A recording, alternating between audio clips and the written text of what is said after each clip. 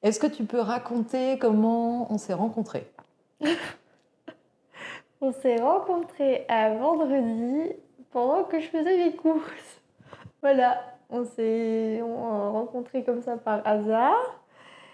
Du coup, tu m'as parlé de plein de choses et aujourd'hui, j'ai accepté de faire cette interview. Est-ce que tu peux me parler un peu de ton handicap? J'ai un handicap de naissance, je suis née du coup prématurée, très prématurée. J'ai manqué d'oxygène, à la naissance. J'ai ce qui s'appelle une paraparésie spastique, donc en fait, c'est mes muscles qui sont tout le temps, contractés, qui sont raides, plutôt raides. Ça m'empêche de bien marcher et de faire comme il faut les actes de la vie quotidienne. Après, il y a d'autres termes, qu'ils utilisent les médecins, mais je pourrais pas les dire, comme ça aujourd'hui. Moi, je le dis avec mes mots et ce que je ressens. Ton handicap, tu l'as compris toujours? Tu as des souvenirs qu'on te l'a expliqué? Que tes parents te l'ont expliqué? En fait, du coup, moi, j'ai pas appris à vivre avec parce que je suis depuis toute petite, je l'ai donc après bien sûr, j'ai beaucoup eu des discussions avec mes parents, parce que quand on grandit, on comprend qu'il y a plein de choses qu'on peut pas faire alors, pourquoi mes frères, ils peuvent le faire et pas moi ou voilà. Donc là-dessus, mes parents étaient très ouverts et m'ont toujours expliqué, m'ont aussi, beaucoup accompagnée à mes rendez-vous. Donc moi, je dirais plus pour le coup de l'acceptation, je dirais que ça s'est fait plutôt à l'âge adulte. Quand j'ai commencé à être autonome, à prendre mon appartement et tout ça, que là, j'ai compris que, je pourrais jamais être, «normale» entre guillemets et que toute ma vie, je devrais l'adapter, en fait, en fonction de mon handicap et ça a été, douloureux et j'ai mis longtemps à pouvoir le comprendre et à l'accepter parce que finalement, mes parents me l'ont toujours appris et m'ont toujours soutenue dans les différentes démarches que j'ai faites ou m'ont toujours poussée aussi à pas me mettre un peu sur mon sort et me dire: «Bah non, moi je suis handicapée, dommage». Ils m'ont toujours poussée pour que j'aille de l'avant et que je puisse à peu près avoir une vie normale, comme les filles de mon âge, quoi et c'est plus le fait, que quand j'ai pris mon appartement, j'ai dû tout gérer moi-même.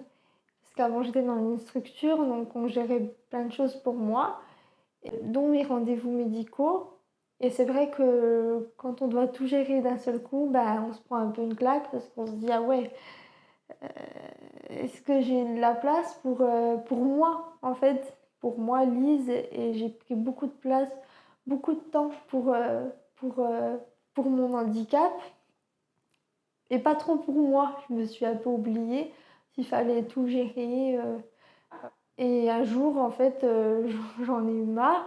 Bon, je suis passée par plusieurs étapes, hein. Malheureusement, j'ai une petite dépression, enfin voilà. Je suis bien suivie aussi aujourd'hui, donc ça, c'est plutôt cool. Mais où je me suis dit: «Maintenant Lise, vis ta vie, c'est sûr, tu auras toujours ton handicap. Tu vas devoir parfois vivre des choses qui vont être douloureuses, mais il faut que tu penses aussi à toi et à ta vie en tant que Lise, pas en tant que Lise qui a un handicap». Alors bien sûr, souvent les gens me ils ont du mal, les gens à, hem, dire, Lise, «Oui, j'ai vu Lise, j'ai vu, cette fille, oui, oui», comme, on pourrait toi te croiser, dans un magasin et voilà, moi on me dit souvent: «Oui, la jeune avec son déambulateur» et c'est vrai que parfois ça peut être un peu régressant parce qu'on se dit: «C'est pas non plus ma personnalité». Le déambulateur, c'est pas même si je l'ai tout le temps avec moi, maintenant j'en fais ma force. Maintenant c'est quelque chose que j'ai accepté parce que bien sûr, il y a eu aussi l'acceptation de voir que physiquement j'avais quelque chose pour me déplacer et que du coup ça se voyait encore plus qu'avant. Ça aussi, il y a eu besoin de temps, de beaucoup de discussions avec les différents professionnels qui m'accompagnent ou qui m'accompagnaient. Bah, maintenant, je le prends, c'est ma force et puis et je dis souvent: «Bah, si tu me prends pas comme je suis, c'est qu'en soi, tu acceptes pas, bah, la personnalité que je suis». Les gens qui sont autour de moi m'aident beaucoup à prendre confiance en moi parce que, ben, on a tous vécu des épreuves dans la vie qui n'ont parfois rien à voir avec le handicap aussi et qui nous font totalement perdre confiance, bah, en soi ou même on n'ose même plus se regarder dans un miroir parce qu'on a honte de soi, on a honte de la personne qu'on est et de ce qu'on reflète. Moi, beaucoup ça, j'ai beaucoup eu du mal avec ça. Maintenant, c'est un peu plus facile, mais parfois ça peut être encore compliqué. Et puis parce qu'il y a beaucoup aussi le jugement des gens. Je veux dire, on vit quand même dans une société où il faut que ce soit la perfection. Heu, voilà, dès qu'on est un peu différent, qu'on sort un peu d'une case, on est tout de suite regardé et on a tendance un peu à nous juger ou même les gens qui ont pas de handicap, hein, on est beaucoup dans ce truc-là aujourd'hui et c'est vrai que j'aimerais enfin, ce serait bien que les gens, évoluent un peu plus et ben, que chacun est comme il est. On a tous une différence en soi parce qu'on est tous différents. Tu voudrais que les gens pensent à toi comment quand ils pensent à toi? Qu'ils se disent: «Lise, Bah c'est» Lise, je sais pas moi, Lise, c'est compliqué parce qu'on me voit avec mon déambulateur ou avec ma pathologie et on me voit pas Lise, si les personnes qui me voient comme ça, c'est mes proches, ma famille, mes amis, heu, ceux qui sont autour de moi, qui sont très proches, que je vois très régulièrement.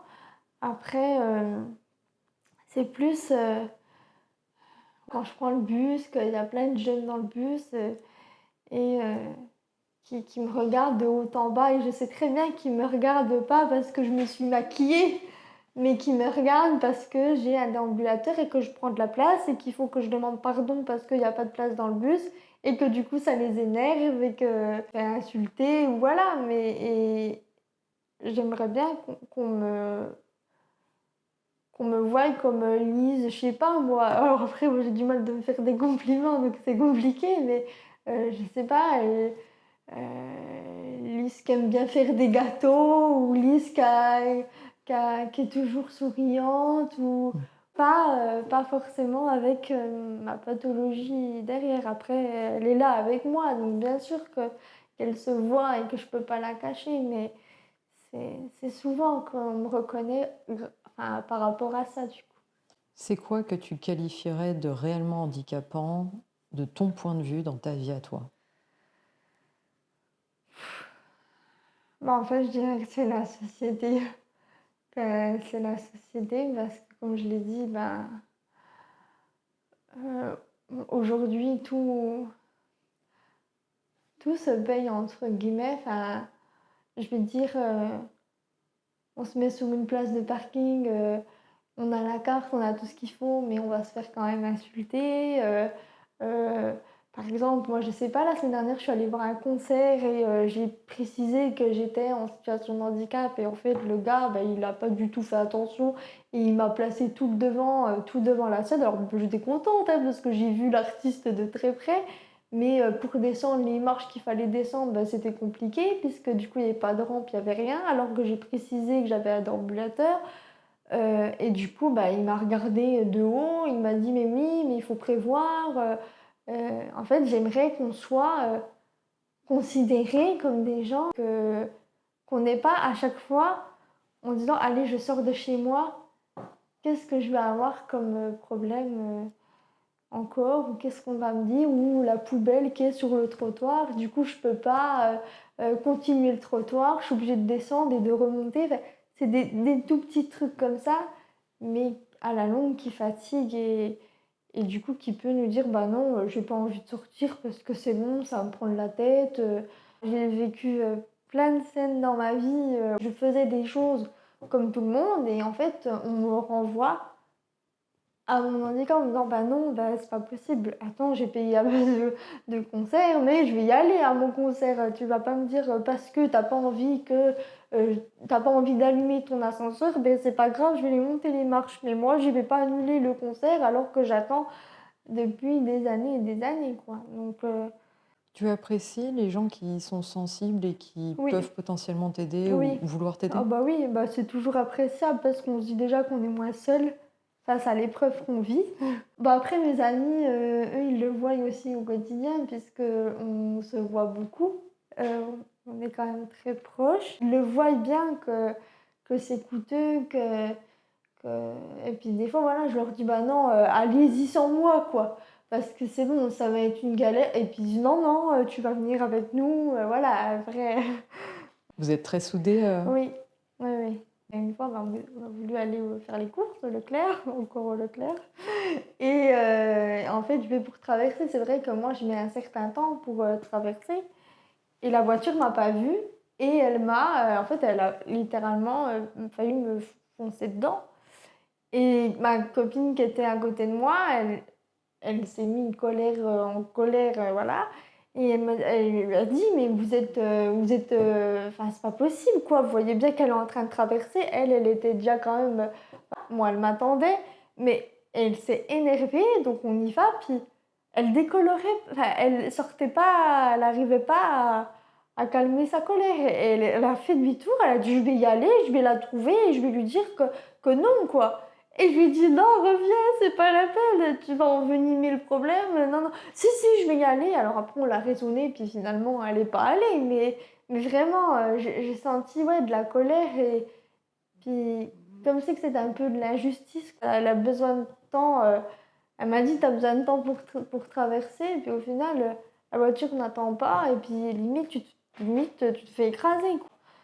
Alors, enfin, voilà, c'est un exemple. Après, il y en a plein d'autres. Même des fois, hein, je me suis retrouvée à en pleurer parce qu'on m'a déjà fait des réflexions en me remettant à ma place, en me disant votre place, elle est là. Le logo, il est là, donc allez vous mettre là. Et je dis pourquoi moi, je ne pourrais pas me mettre à une caisse ordinaire? Parce que j'ai un ambulateur, je dois me mettre à une caisse handicapée. Bah oui, votre place, elle est là. Et c'est ce genre de, de choses. Et en plus, c'était tout début que je commençais à être autonome, que voilà, j'étais dans la vie active. Et là, ouais, je me suis ramassée enfin, une claque, entre guillemets. Je me dis, ah ouais, c'est ça. C'est ça la dureté, la dureté de la vie, parce que c'est dur. Parce que quand on est dans les centres, on ne nous apprend pas ça. On ne nous apprend pas que ben, on peut se retrouver face à des gens complètement, excusez-moi du terme, et parfois il y en a, c'est par pure curiosité. Alors là, pour le coup, bah, on a tous le droit d'être curieux, et voilà, mais il y en a, c'est vraiment par méchanceté, ou du genre, mais pourquoi elle passe à la caisse prioritaire? Elle n'a pas besoin. Moi aussi j'ai mal aux jambes. Et on n'en fait pas tout un cirque. Et c'est ce genre de réflexion qui, qui me fait mal, quoi. Parce que moi, j'ai rien demandé. Pour les peu de fois que oui, j'ai voulu passer à la caisse prioritaire parce qu'en soi, c'est mon droit de passer à la caisse prioritaire. Et surtout que la caissière m'a dit, allez-y, passez. Parce que toutes les personnes qui étaient à la caisse prioritaire, à moins qu'ils avaient des handicaps invisibles, et c'est pour ça que je ne juge pas et que... Mais en tout cas, ils m'ont tous laissé passer, sauf cette personne-là, qui était rouge de colère, elle n'était pas contente. Mais la caissière lui a fait comprendre, bah, c'est comme ça, puis c'est tout. Et pour elle aussi, c'est difficile de rester debout à attendre. Puis je lui ai dit, au pire, je vous laisse ma place, allez-y, c'est pas grave, il n'y a pas de souci. Puis la caissière, elle a dit non, non, non, non. Quand tu étais petite, Oui. tu imaginais comment ta vie? Ta vie d'adulte, j'ai envie de dire, ta vie d'adulte, ta vie familiale d'adulte, ta vie sociale d'adulte et pourquoi pas ta vie professionnelle d'adulte. Alors là, bah, en vrai, il faut savoir que moi, je me suis toujours imaginée sans handicap. C'est-à-dire que je me suis toujours imaginée sans avoir d'handicap. Bah, j'imaginais déjà être proche de chez mes parents, d'avoir le permis, de faire un boulot qui me plaît. À la base, moi, je voulais être euh, auxiliaire puéricultrice. Puéricultrice. Enfin, m'occuper des bébés. À la base, c'était ça que je voulais faire. Donc ça, c'est ce que j'imaginais. Et bah ouais, être belle, prendre soin de moi. Là, on parle de la vie quotidienne, on va dire, et de ce qui est possible, entre guillemets. Après, on a tous... mon rêve, c'est d'être chanteuse, enfin voilà, de vivre de la musique. Et bien sûr, j'ai déjà rêvé de faire des concerts, de vivre de ça et d'avoir une salle rien que pour moi. Et après, c'est... Et tu chantes aujourd'hui? Alors, je chante, mais que pour moi. Je chante, ou parfois pour mes amis, mais je chante que pour moi. Et tu prends pas des cours, tu te dis... Non, j'ai déjà essayé, enfin, j'ai déjà voulu prendre des cours.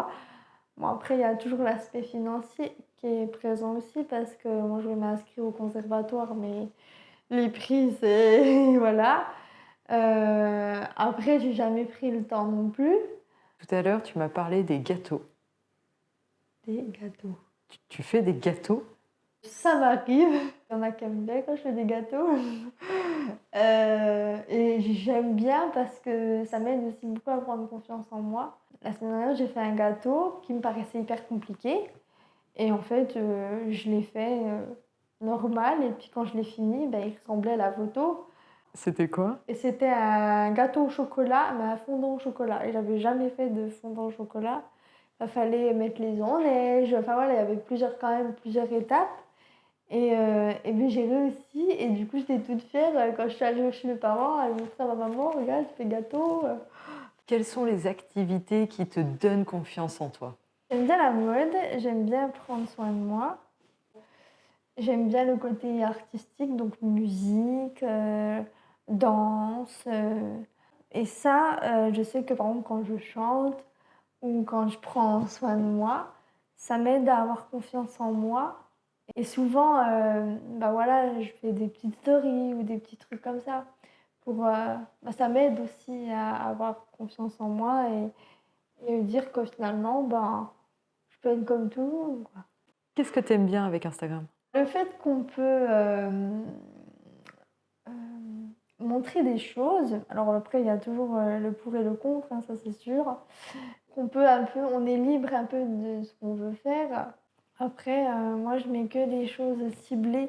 En général, Instagram, on montre que les choses qui sont belles et les bons moments. Donc ça, il y a aussi bah, parfois de montrer la dureté de la vie et que euh, par exemple, je sais pas, j'étais au mois d'octobre dans un centre de rééducation, bah, j'ai fait des stories de ce que je faisais comme exercice au centre de rééducation, par exemple. Tu as des réactions? Bah, en fait, moi, je suis en privé, donc du coup, c'est essentiellement les gens que je connais qui sont, bah, du coup, qui me suivent. Après, oui, j'ai des réactions, même des gens de ma famille qui se disent ah ouais, elle fait ça. Ils ne me voient pas faire ça, donc du coup, ils n'ont pas conscience que voilà. Mais oui, j'ai des réactions beaucoup positives, puisque du coup, c'est des personnes que je connais. Par contre, quand j'ai fait ma story pour dire que j'aimais le chant, la musique, que c'était ma passion, j'ai pas eu plus de réactions que ça. Alors après, je sais pas. C'est vrai que ça m'a surpris parce que je me suis dit là, voilà, je parle vraiment de ma passion, de ce que j'aime faire, vraiment. Et là, j'ai aucune. T'aurais voulu que... J'aurais voulu plus de réactions, oui, j'avoue. J'aurais voulu plus de. Bah ouais, parce que pour une fois, je montrais pas. Je montrais. Enfin, c'est rare que je montre mon handicap sur les réseaux, mais je le montre parfois, quand même. Mais ouais, je m'attendais à plus de réactions que ça. Donc ouais, là, j'avoue, j'étais un peu déçue. Une journée dans la peau de Lise, ça ressemblerait à quoi? Ça, c'est une question qui est assez difficile. Lise ou Lise enfin, Il y a plusieurs Lises? ouais. Bah, oui, enfin non, il n'y en a qu'une, mais il y a Lise, avec sa personnalité, voilà, et puis il y a Lise, avec, sa pathologie, c'est juste que je suis totalement différente, dans les 2, dans le sens où ma pathologie, je dois me mettre en mode combat et je combats tout le temps contre ça. Et il y a, Lise quand elle est avec ses amis, bah, comme tout le monde, elle profite de la vie, elle est avec ses amis, ou sa famille. Si je devais décrire une journée, je me lève, j'allume mon téléphone, je mets la musique. Et si tu devais chanter une chanson, ce serait laquelle? Ah là, comme ça, je sais pas. Il n'y en a pas une que tu rechantes régulièrement qui vraiment te parle? Ah, il y en a plein, il y en a vraiment beaucoup, j'aime bien, le groupe, je sais pas si tu connais, 21 Pilots? Voilà, j'écoute souvent ça. Quand je dois faire quelque chose qui est dur ou qui va être douloureux, pour me donner de la force. Après, bah, Eminem, tout ça. Moi, franchement, j'écoute de tout et j'aime tout. La dernière fois que je suis venue, tu m'as parlé de ton frère. Alors moi, j'en ai 2. J'ai 2 petits frères que j'aime énormément et ouais, c'est que enfin, mes frères, c'est vraiment, c'est tout pour moi et ouais, non, je les aime beaucoup. Ouais, c'est mes frères. Tu fais quoi avec eux? Tu as envie de faire quoi avec eux? Bah, avec le plus grand, donc bah, on se voit des fois les week-ends, donc on fait des choses, on fait des sorties, on fait plein de choses. Puis le plus petit, bon, il est plus petit, donc du coup, il est venu là pendant les vacances, chez moi et ça m'a fait énormément plaisir de l'avoir, auprès de moi. On a des sorties, on a pris du temps ensemble. Est-ce que tu veux me parler un peu de ton travail? De mon travail. Oui. Enfin, je travaille du coup dans un ESAT qui accompagne les personnes en situation de handicap physique et psychique. On travaille surtout sur le papier. Donc on fabrique, en fait on a des blocs de feuilles, donc on les fabrique dans l'intégralité. Et on fait principalement du papier. Il y a aussi du montage, où on assemble des pièces, des choses comme ça. Donc, Ça te plaît? oui. Après, c'est pas quelque chose que j'aimerais faire toute ma vie, parce qu'à la base, ben, c'est pas ce que je voulais faire. Mais il m'offre la possibilité de faire quelque chose que j'aime faire, donc d'aider les gens. Voilà, parce qu'on a quelque chose qui vient d'ouvrir, enfin d'ouvrir, qui émerge en tout cas au sein de l'ESAT, de notre établissement, qui est d'accompagner du coup les travailleurs dans leurs demandes, mais personnellement, parce qu'on a déjà quelque chose qui existe qui s'appelle le CVS. Donc c'est quelque chose pour la collectivité, pour tout le monde. Mais, voilà. Mais là, c'est quelque chose qui concerne vraiment la personne dans, individuellement, quoi, qui la concerne elle. Ça s'appelle un délégué des travailleurs. Voilà. Et du coup, on aurait des missions en quelque sorte, des heures, et on pourrait bah, écouter ces personnes-là, voilà, s'ils ont des questions, des choses à faire remonter, ou puis les guider. Et c'est quelque chose qui me correspond. Après, ben, je me suis présentée. On verra si je suis élue.